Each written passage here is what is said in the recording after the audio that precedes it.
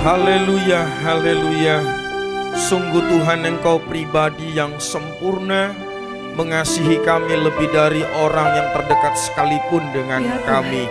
Kami mengucap syukur kepadamu Tuhan, karena Engkau menerima dengan segala keberadaan kami. Bahkan Engkau membentuk kami menjadi pribadi-pribadi yang berkenan di hatimu, yang indah di pemandanganmu. Kami mengucap syukur Tuhan. Tuhan beri kesempatan kepada kami lagi pada malam ini untuk bersekutu dengan Tuhan, menikmati Tuhan dan memuliakan Tuhan. Kami rindu terus hidup kami dikerjakan oleh firman-Mu, untuk kami menjadi kehidupan yang menyenangkan hati Tuhan, dan menjadi pribadi-pribadi yang siap menyongsong kedatangan-Mu kali yang kedua. Terima kasih buat waktu ini Bapa. Mari berkati kami dengan firman-Mu, teguhkan iman pengharapan kami, kasih kami, sehingga biarlah kami semakin hari semakin kuat, semakin hari kami semakin bergairah mengikut Tuhan, beribadah melayani Tuhan. Terima kasih Bapa, urapi hamba-Mu, pergunakanlah hidup ini bagi kemuliaan nama-Mu dan menjadi berkat bagi umat-Mu. Berfirmanlah kepada kami Tuhan, kami siap untuk menerima firman-Mu. Di dalam nama Tuhan Yesus kami berdoa, kami mengucap syukur. Haleluya, amin. Puji Tuhan, silakan duduk saudaraku yang terkasih, sidang jemaat yang dikasihi oleh Tuhan. Selamat malam bagi kita semua, salam. Ya, puji Tuhan, bersyukur kita dapat bertemu kembali ya. Yang pernah bertemu tentunya, yang baru pertama kali bertemu, senang bertemu dengan Anda di rumah Tuhan yang kita kasih di tempat ini ya. Selamat tahun baru lah ya bagi jemaat Tuhan di tempat ini, karena ini kali pertama kita ketemu di tahun 2023 ya. Kiranya harapan baru, semangat baru, pengalaman-pengalaman baru bersama dengan Tuhan boleh kita terus nikmati bagi kemuliaan Tuhan. Amin. Baik saudaraku, waktu yang singkat yang tersedia untuk kita manfaatkan untuk kita menikmati lawatan Tuhan melalui firman Tuhan. Saya mengajak kita membuka Alkitab kita dalam kitab Yesaya pasal 55. Kitab Yesaya pasal yang ke-55,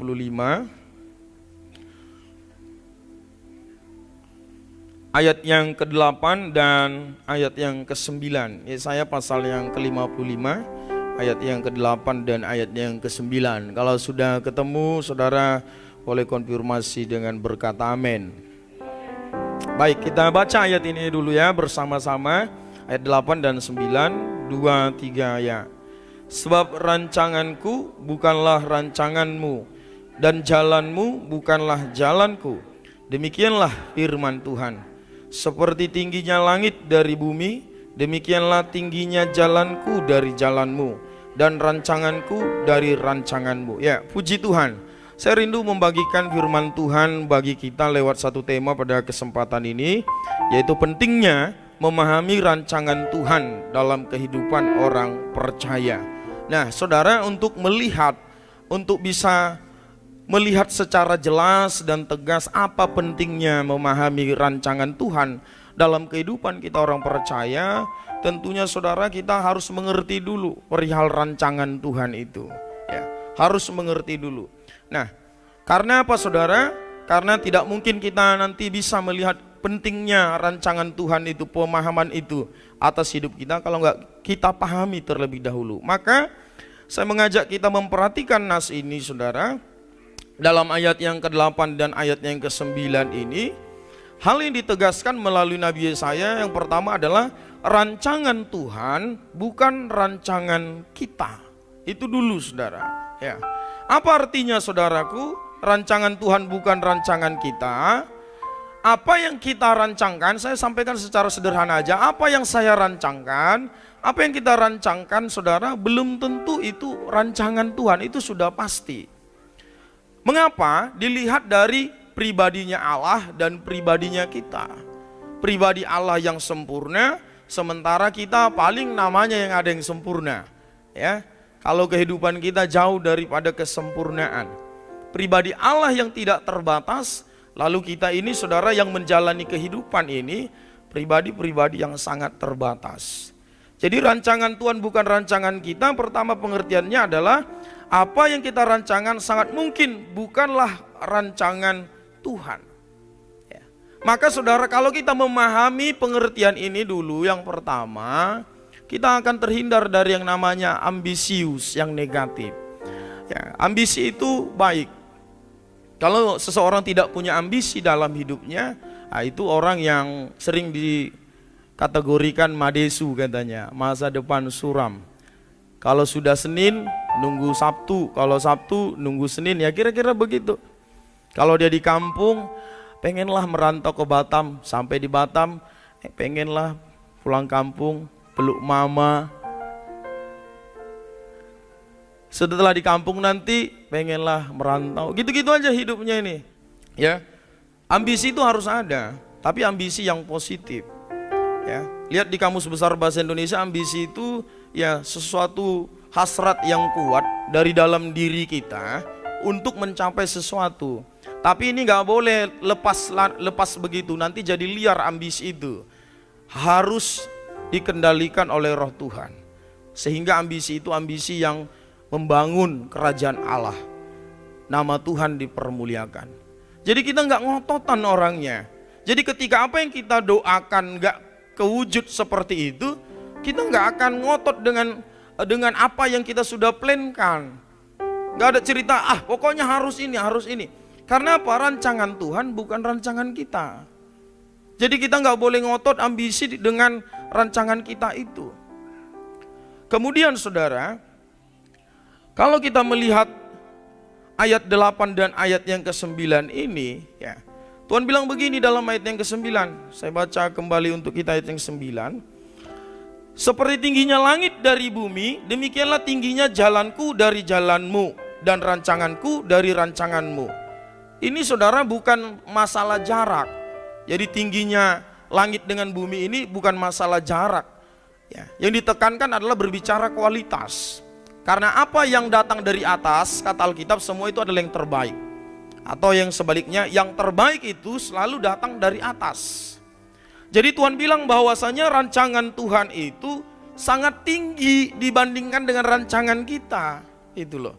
Jadi ini berbicara kualitas.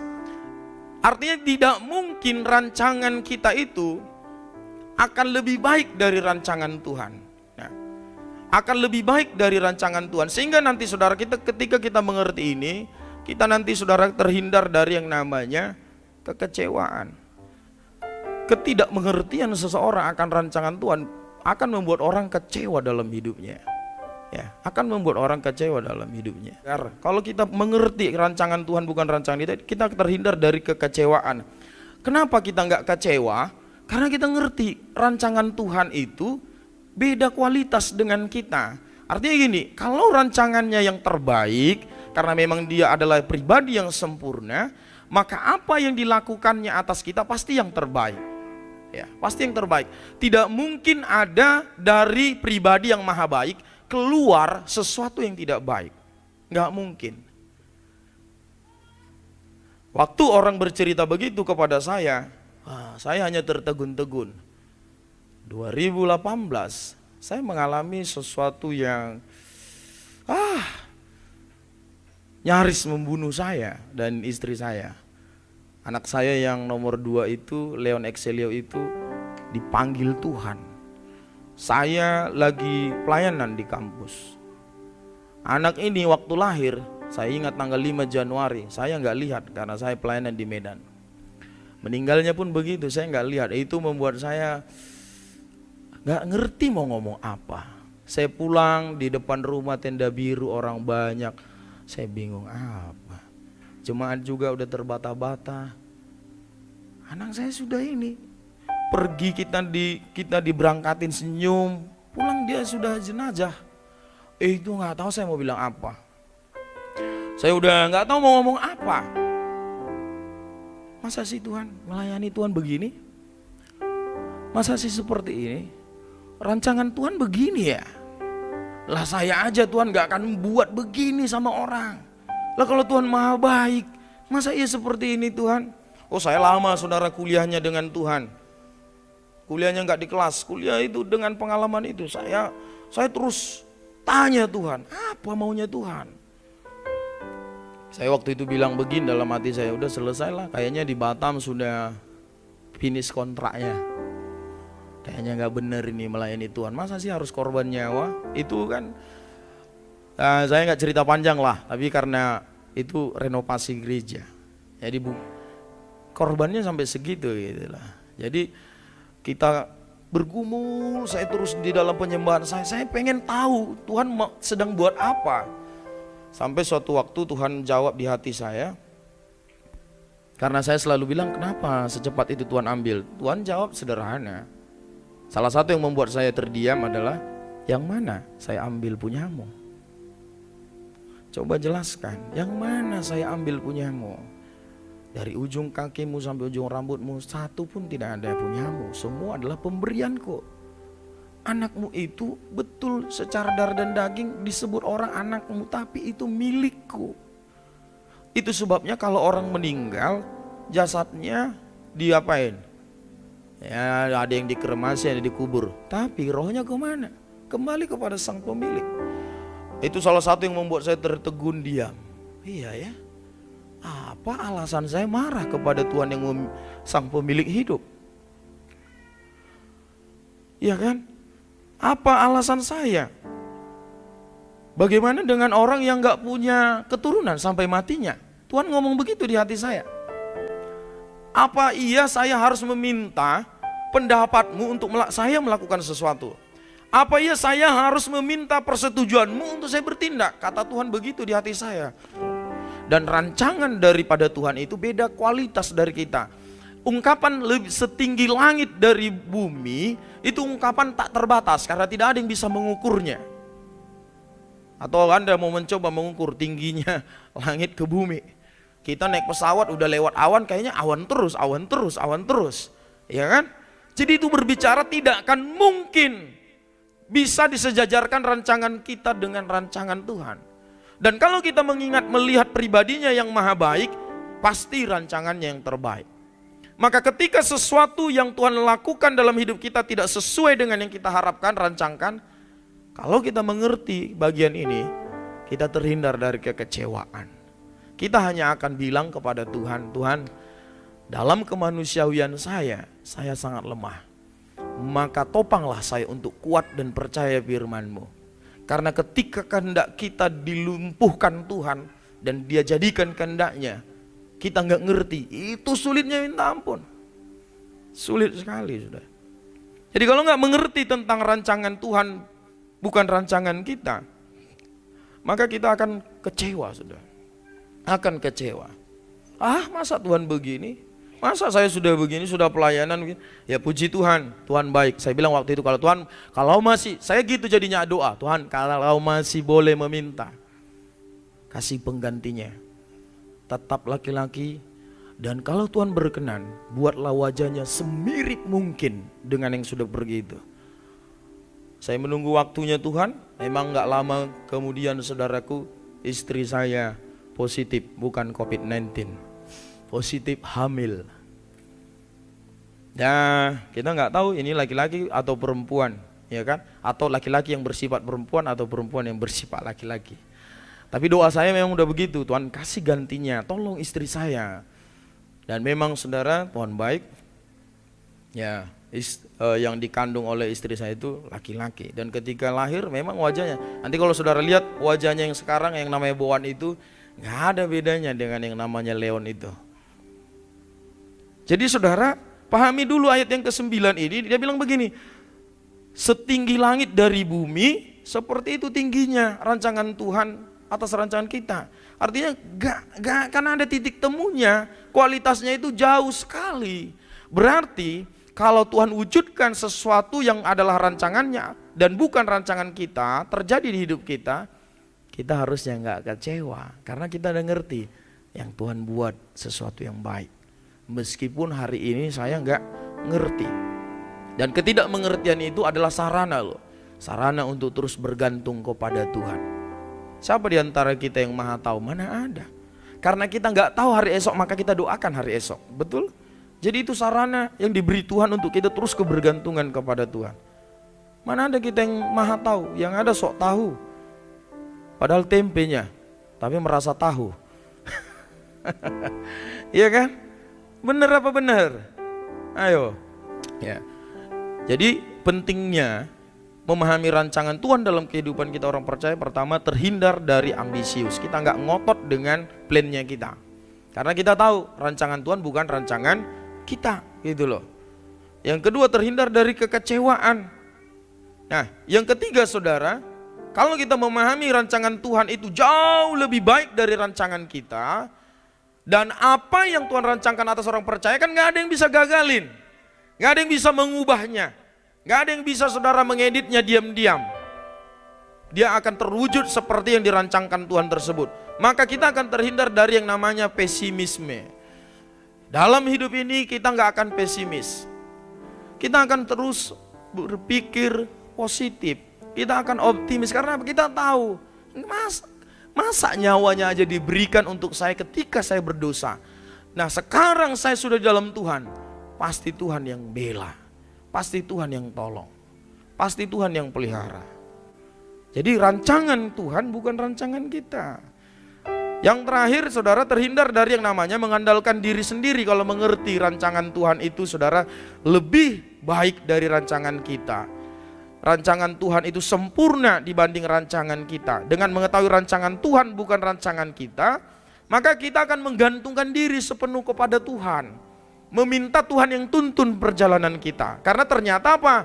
Apapun yang kita buat, kita plan baik-baik, semua kita tata baik-baik, kalau bukan rancangan Tuhan nggak akan wujud juga. Jadi kita nggak akan, oke, boleh ada plannya, tapi kita nggak akan kebergantungan kepada plan kita, rencana kita. Kita akan kebergantungan kepada Tuhan.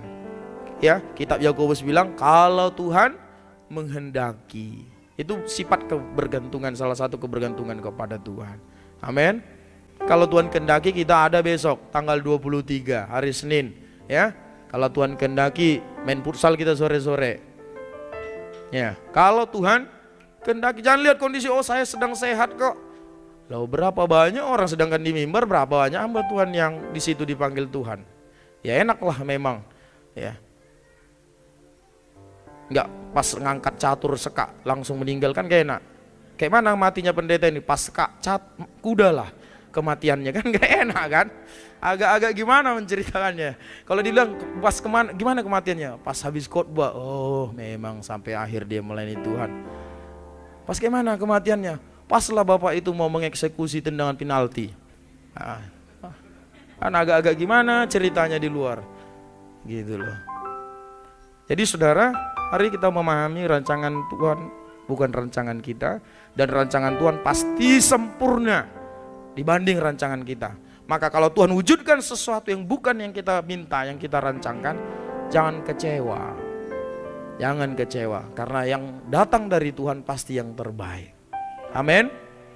Amin. Ya, semua berdoa semua seperti doa-doa yang ngetren. Apa doa yang ngetren biasanya? Tuhan tibakan kami di Pio-Pio tanpa kekurangan suatu apapun. Inilah jahatnya yang berdoa ini. Dia mau tiba di Pio-Pio, minyaknya nggak kurang, kualitas parfumnya nggak kurang, ketebalan lipstiknya padahal udah naik motor ya kurang lah. Tapi doanya tanpa kurang suatu apapun. Bannya bocor, posting ke Facebook, baru lagi kemarin. Padahal ketika dia berdoa, jadikan kami Bapa berkat bagi bangsa-bangsa. Berarti kamu harus sisipkan harusnya di doamu itu kecuali untuk tambal ban. Jadi siapa yang mau jawab? Siapa yang mau jawab doa Tuhan tambal ban? Tuhan juga kan? Gimana cara jawabnya? Banmu bocor lah. Beli laptop jangan rusak sampai Tuhan datang. Kita ini jahat, sering jahat berpikir. Udah pernah saya kasih wejangan sama orang, dia merepek karena nyamuk banyak. Saya bilang sama dia, memang bodoh ya Tuhan ini. Kok Bapak bilang gitu? Ya menurutmu itu kan jadi Tuhan bodoh. Kenapa Tuhan ciptakan nyamuk? Siapa yang ciptakan nyamuk? Tuhan. Iya kan bodoh kan kalau melihat keluhanmu ini. Saya bilang hari ini ya kita berdoa dan Tuhan jawab gak ada nyamuk. Kau tahu berapa ribu orang pengangguran? Kok pengangguran? tutup Mosply, PT Mosply, PT Baygon, HID, Sopel, Autan, tutup semua. Kau tahu berapa ribu orang dihidupi nyamuk ini?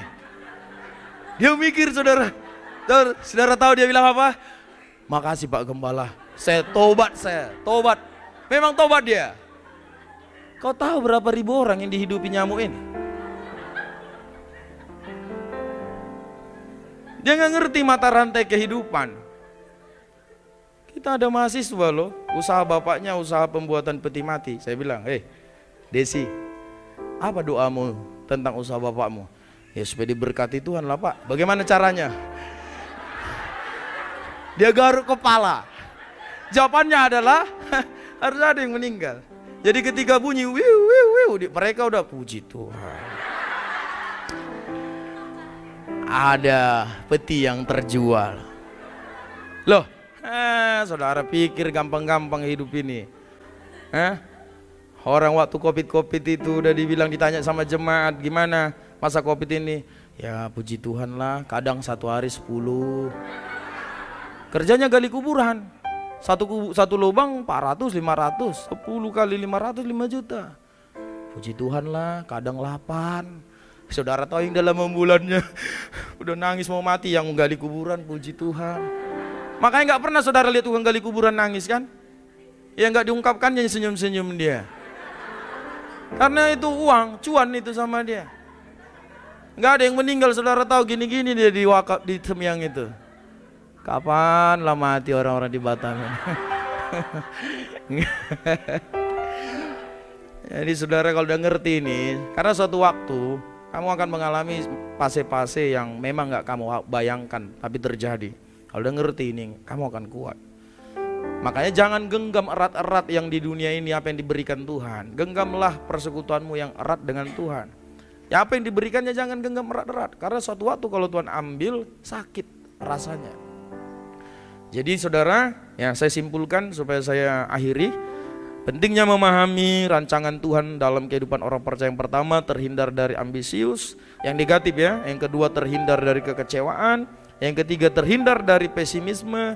Yang keempat, terhindar dari sikap mengandalkan diri. Karena kita udah ngerti, ternyata bukan rancanganku, rancangan Tuhan yang akan terwujud atas hidupku. Maka kita akan kebergantungan. Apa yang mau kita minta, kita rindukan, semua hanya kita bawa nanti kepada Tuhan.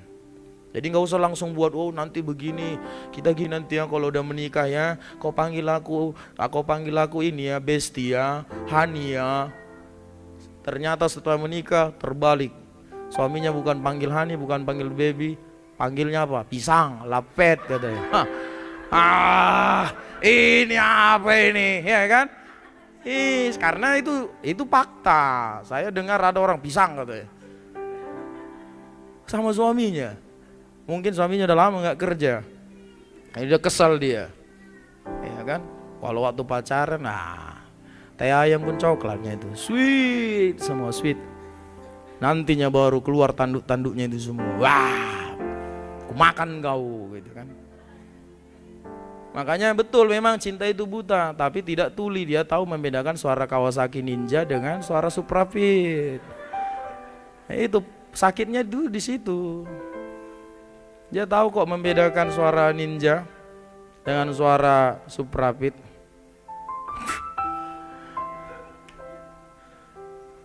Di sini nggak ada perempuan di sini soleha semua, laki-lakinya solihin. Di sananya tuh di tempat yang tak berpenghuni, dekat hutan mangrove. Ya, sini kan penghuni sorga semua ini. Amin. Rancangan Tuhan bukan rancangan kita. Tapi pahami rancangan Tuhan jauh lebih baik daripada rancangan kita. Maka biarlah itu yang terwujud dalam hidup kita. Mari kita tundukkan kepala, saudaraku. Saya nggak ngerti apa yang sedang Tuhan sampaikan secara pribadi terhadap dirimu, ya. Saya nggak ngerti rancangan-rancangan apa yang menurutmu sudah gagal, nggak terwujud dalam jalan-jalanmu, dalam masa mudamu, dalam nikahmu. Tapi hari ini Tuhan sedang berbicara dengan tegas kepada kita. Rancangan Tuhan bukan rancangan kita. Maka ketika Tuhan mewujudkan rancangannya di atas rancangan kita, Jangan saudaraku marah, jangan saudaraku kecewa. Karena apa yang Tuhan buat pastilah yang terbaik atas kita. Tidak mungkin dari pribadi yang maha baik keluar sesuatu yang jahat atas hidup kita. Mungkin waktu itu terjadi kamu gak ngerti. Kita gak ngerti. Saya sudah mengalami hal-hal seperti itu, gak bisa ngerti. Saya hanya minta kepada Tuhan, topang untuk percaya terus kepada firman. Topang terus saya Tuhan untuk berjalan terus dalam rancangan Tuhan. Karena orang percaya itu gak nunggu mengerti saudara, gak nunggu tahu, gak nunggu melihat. Dia harus tetap berjalan di dalam imannya. Dia harus tetap percaya rancangan Tuhan yang terbaik dalam hidupnya.